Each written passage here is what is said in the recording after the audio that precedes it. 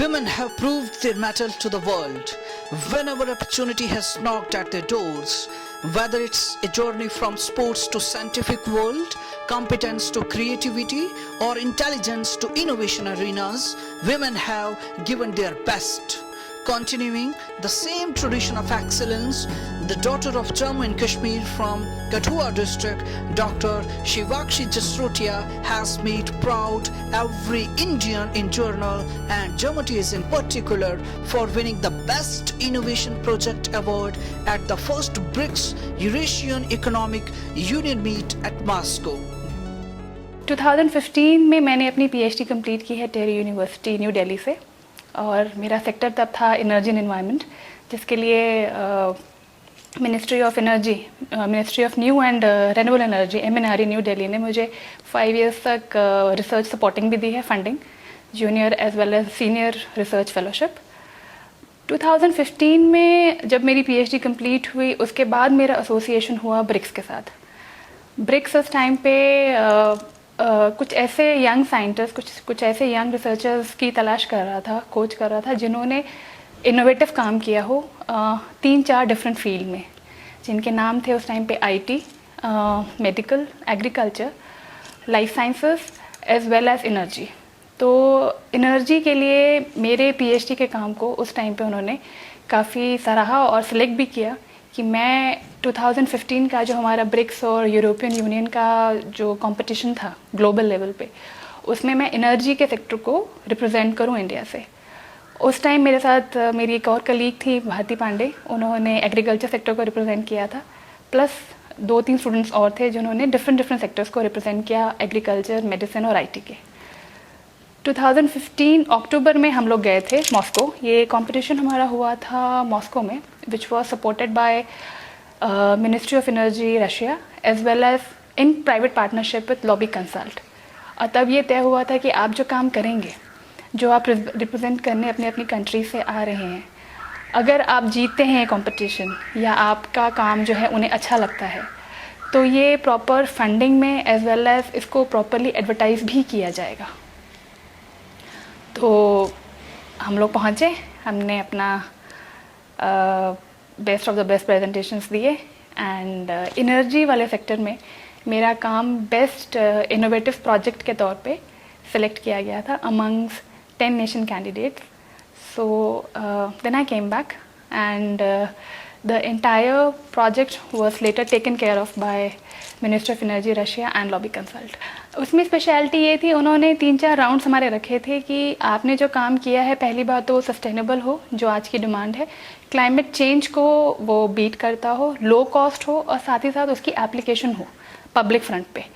तो जिन भी कैंडिडेट्स के उस टाइम पे उन्हें प्रोजेक्ट्स ऐसे लगे कि they have a potential to change the world in future, they have the potential to be actually run on ground and which have an application for the rural front as well as for the social masses. Such projects and such candidates were taken forth and we were asked to come back to our countries, and before we came back the entire project was taken care of, was almost highlighted in the media, Russian side पे भी as well as on the Indian side. तो हमारे countries में अपने वापस आते तक काफ़ी मीडिया में ये चीज़ें आ चुकी थी कि हमने क्या काम किया है और गवर्नमेंट को हमें कितना सपोर्ट आगे करना चाहिए। तो इससे हमें काफ़ी अच्छा एक प्लेटफॉर्म मिला था यंग रिसर्चर्स को। Her innovative research work included the concept of removal of arsenic from underground water using solar energy, thereby converting the water arsenic free.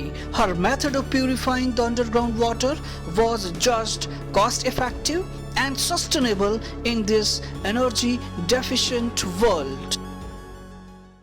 Sir, अगर हम रिन्यूएबल एनर्जी की बात करें तो अगर आप हिली रीजन की बात करते हैं तो सोलर का जो फ्लक्स है वो अपर टेरेन्स में हमेशा से ही ऐसे ट्रीट किया जाता है कि the capacity of utilising solar energy it has a very long venture, मतलब आप उसको बहुत अच्छे से एक हिली रीजन में कैप्चरिंग कर सकते हैं।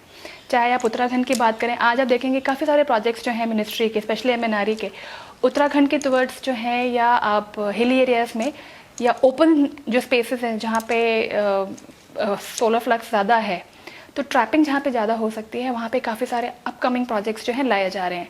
And even though we need certain locations जहाँ पे आप अच्छे से सोलर के एस्पेक्ट को रीयूटिलाइज कर सकते हैं.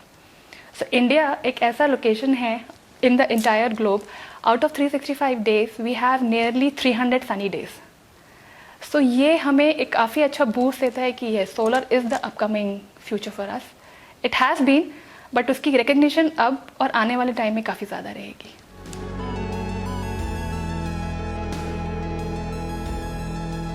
काफ़ी सारे पॉइंट्स इस प्रोजेक्ट में अपने आप जो है फुलफिल हो जाते हैं, चाहे हम वुमेन एम्पावरमेंट की बात करें, चाहे हम सस्टेनेबिलिटी की बात करें. इनोवेशन एक पोर्शन है क्योंकि ये कंसेप्ट ऐसा रहा है कि एग्जिस्ट करता था, बट दोनों ही मेंटर्स के साथ मिलके हमने इसको एक अलग प्लेटफॉर्म दिया है, इसको हमने एक शेप दी है और ये शेप आज के डेट में रिकग्नाइज्ड है.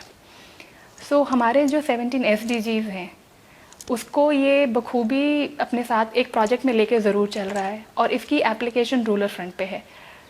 तो मुझे लगता है कि ऐसे प्रोजेक्ट्स और जो इनोवेटिव प्रोजेक्ट्स जो स्टूडेंट्स कर रहे हैं, और आज की डेट में हम देखेंगे ब्रिक्स दिल्ली सबसे ज़्यादा इसको ऐसे प्रोजेक्ट्स को और ऐसे यूथ को सपोर्ट कर रहा है, बिकॉज उनका मोटो ही है for the youth and with the youth.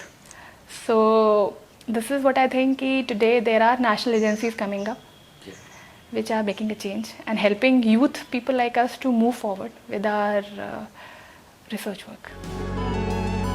This exemplary feat of Dr. Shivakshi Jasrotia would certainly be a source of inspiration to thousands of aspiring scientists and would help them in achieving their goals and converting their dreams to reality.